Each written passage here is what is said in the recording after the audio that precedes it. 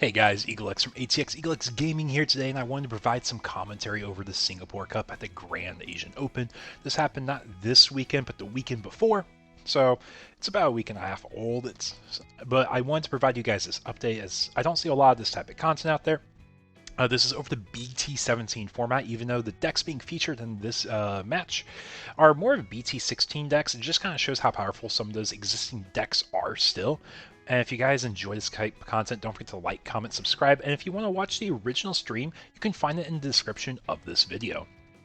But on the left side, we have the Terrier deck, and on the right side, we have NumeMonzae, a deck that we've definitely come to realize is a powerhouse deck in BT16 format. Thanks to second Ukamon, it really does accelerate the game plan of the deck and what it tries to do. But we see Terrier goes first, open up a rookie and raising, and playing a search rookie there, looking top cards to grab a valid target. Not quite sure what it is since we don't have that top-down view, and I believe we're going to pivot here in just a second. But it looks like we missed the rookie on the Nume side. We're able to play out the RBO1 Nume, I believe that is, and go into a Monzae, do a 3k drain on that Terriermon.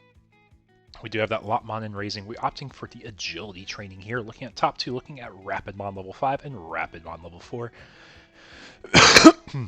So we're just grabbing the card that we really need, and we can work off that level 4 Rapidmon thanks to the alternate evolution box that the Mega Garget Ace has, and along with the Awakening the Golden Knight option if we choose to use that. And we're ending the turn with a Willis here. Normally we're able to hatch an egg, however, there's an egg in raising there already. So really we're getting it set up for its secondary effect to reduce the evolution of a Rapidmon or Gargomon by 1. So we effectively have 3 memory banked on the field between the training and the Willis Tamer. So now we're going to go ahead and take a look on the Nume player side. With only 2 memory, we're not able to do a whole lot with the memory thresholds there. So we're also missing that rookie still, which is kind of rough, because that's really how you start like chaining your aggression with the Uko trains, Uko after Uko. But we're still able to build up a reasonable threat. But it looks like we're going for the Garamon.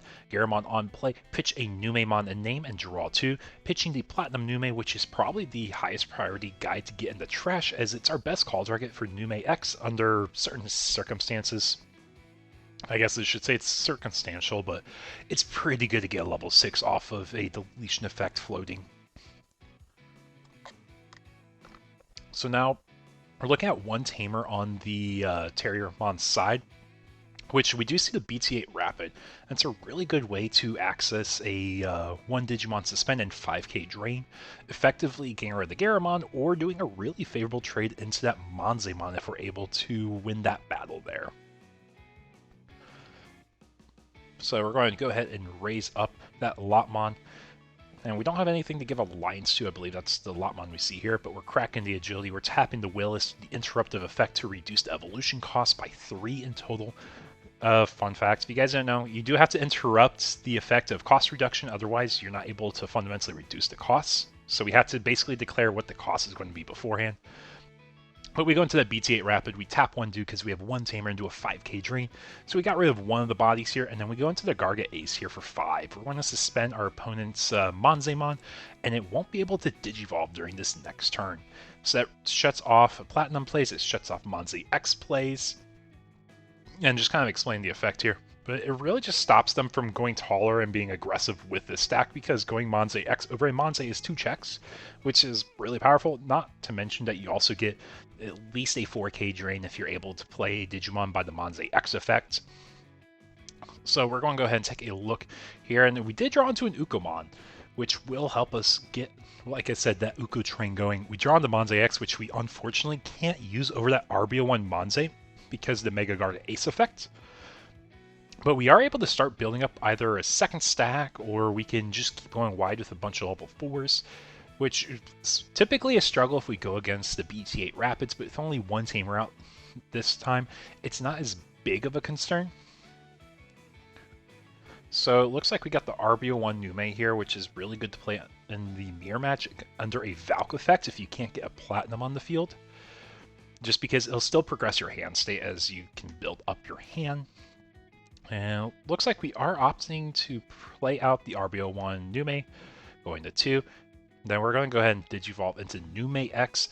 it has a mainline and inherited effect of playing out a NumeMon in Name from Trash. So we can play out the Platinum, we can play out that Jeramon because his name is treated as Nume, play out the RBO1 Nume and the source is the NumeX, or we can even play out the NumeX because NumeX has NumeMon in its name and it is in the trash when resolving its deletion effect.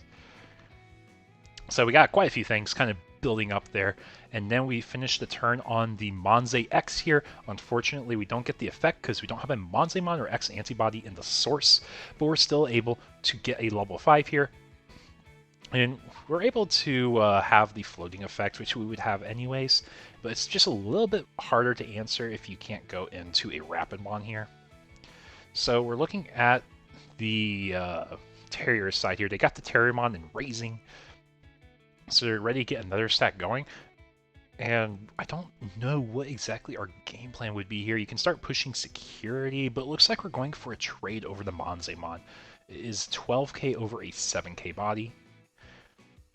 So we do our win attacking effects first, and then we go into the ace window, or the counter window, which it looks like our Nume player is debating between. The most common one we've seen being added to NumeMonzae as of lately is the Valkyrie Ace, and it looks like we are choosing to blast Evo into Valkyrie Ace, do a 5k blanket on the opponent's side, 12k against the a 12k against a 12k with a 5k drain, effectively 12 into 17, means that Garda Ace is going to lose the battle and overflow passing their turn.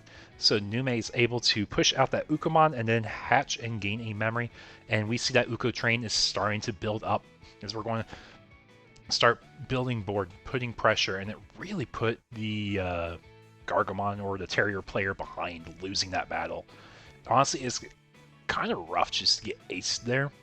But I think they're kind of just playing around the fact that I don't think my opponent has it, so we're just going to go for it. And we see that Monzae X find another Willis, banking effectively 2 memory for the Terrier player on this next turn. Didn't crash, I think is what we kind of wanted to happen here to the Monzae X, so we can float the Nume X effect and go into a Platinum maybe to gain 2 more memory to start building a wider board. Maybe we wanted to get another level 4 out. And we're probably not swinging with that Valk Ace until it is a lethal blow, just because an Ace dying into security is -3 or -4 memory. The level 6s are -4, I believe, with the exception of Garga Ace. So we just want to be very conservative there. So it looks like we did have a Venusmon on the top of our hand. They're debating if we want to lock out Wind Digivolving effects for our opponent next turn, which, even though the Terriermon is in the Raising, it is a blanket effect for that Venusmon. And I think we actually have a Sunomon from EX4 in the field too, so when another stack Digivolves, you can draw a card for Evo. I think we actually might be missing that draw here. But we're explaining the effect of Venusmon here. No Wind Attackings, no Wind Digivolving effects. So effectively your BT8 Rapidmon does nothing here. And we're kind of talking like, you could go into Magna X if you have an Armor form and you have the Awakening of the Golden Knight option.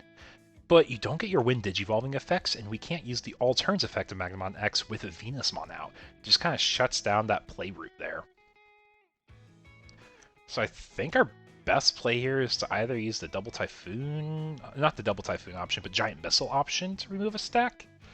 Or we can build up in Raising. The memory thresholds aren't really great for Terrier right now, because I think we're forced to pass turn if we Evo. Yeah, we're going to be Digivolving for a cost of 3 into the starter Rapid here. And then our opponent goes ahead and raises the BT17 Uko using its effect to search top 3 for a Digimon or Tamer. And pretty interesting here, you do see the Floodgate Kokua here. We're typically used to seeing 8 Ukos and then 4 Floodgates of some sort. The BT, I think it was 7 or 8 Kokua, Floodgate says your opponent cannot ignore Digivolution requirements. Originally, it was like very common to like see that interaction against Bond decks like Gabu Bond and Aku Bond, but we do see that for the Awakening of the Golden Knight option and the Rapidmon Sparkling Fate option, I think is what it's called. But we see that Venusmon swing and crash into the Garga Ace here.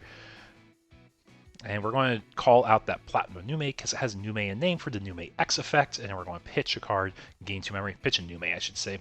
Uko swings and crashes. This Uko swings and crashes as well. So very good that we aren't swinging with that Valkyrie Ace, because we would have died to a check. Yeah, and I believe it did already gain security attack +1 here because there's nothing to pop that has 8k or less for its all turns effect. We do play out that Louis for 3. It's effectively 2 after we tap and raise. Swing security with that Chikurimon, following a Terriermon, and then swing with that Valkyrie Ace for game. So let's go ahead and take a look at our deck profiles here just for an idea of what we could be playing in the BT17 format. So starting things off, we're going to look at the Nume list that we could be seeing in the upcoming formats. With the inclusion of EX6, you actually had the addition of the Cherubimon Ace here. And if you guys haven't seen Cherubimon Ace, it is a Blast Evo, because it is an Ace card, that says on play, when Digivolving, you can play a level 4 or lower green or yellow Digimon. Obviously, in the Nume deck, you're going for the yellow Digimon, so your RBO1 Nume sees a little bit more play because of that. You also see the BT, I think it was 15 Nume as well. But then you do minus 4k for each of your other Digimon until the end of their turn to one of your opponent's Digimon. So you're able just to nuke bodies just sort of out of nowhere. Similar to what Monzae X does, except this is a little bit bigger DP thresholds.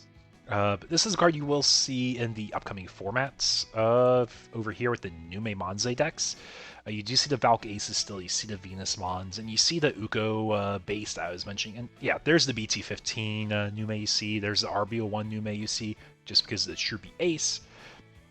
And then you see your traditional Ukos with Floodgates, this one using the Kukua effect, so we can get around options like Awakening the Golden Knight is the main one for Magnamon decks.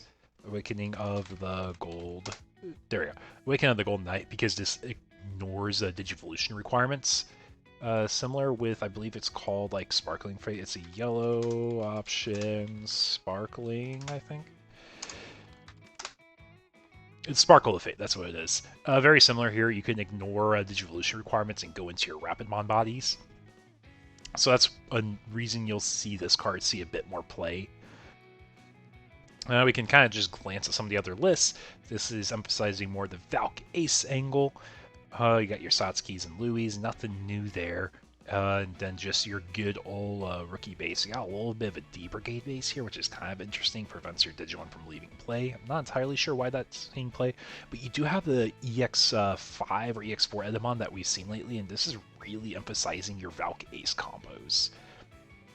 But that's the Nume list that we could be looking at for future formats. Now we go over to the Rapid or Terriermon list. Here we can see Starter Terriers. You got a lot of your starter deck cards. They're pretty good for what they do. You do have the Cherubi Ace here, you got your Mega Garga Ace here, you got your Rapid lines, you got the Digimon Emperors, just because we see so many Ukomons in the upcoming formats and started main phase rookies. And we see just a little bit more of a spread here of different lines we can use for the Rapid decks. I don't think it's anything super crazy for what we have now, the Cherubi Ace being the newest addition for the upcoming formats, and then the potential scramble options we can use as well. But with that being said, guys, if you enjoy the content, don't forget to like, comment, subscribe. Thank you so much for watching, and have a nice one.